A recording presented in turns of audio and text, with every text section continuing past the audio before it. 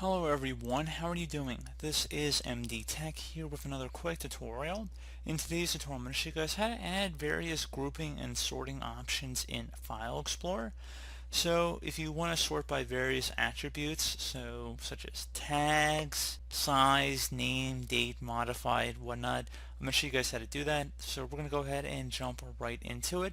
So you want to first start by opening up File Explorer. So just open up whatever page or directory you're looking to go ahead and work with. And now you want to go right click in a blank area, and then you have the option to select Group By.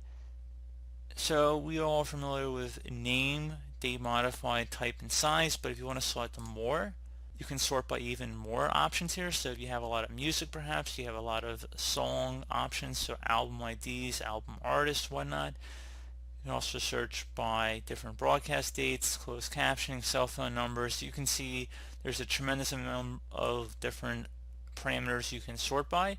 So it's a fairly straightforward process here, guys. I mean, I just wanted to put it out there. It's not very straightforward that it exists, to be honest. You kind of have to dig around a little bit, as you saw, to actually find it. But there's a whole bunch of information. I mean, you can even sort by assistant's name if you wanted to.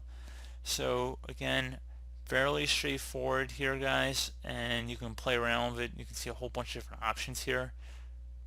You can even sort by program name, and you can see, the width of the selected column, how many pixels you want each column to be displayed by. So again, pretty cool feature here, guys, I'd say. So you can add new tabs in there.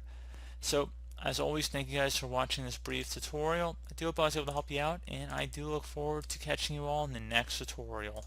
Goodbye.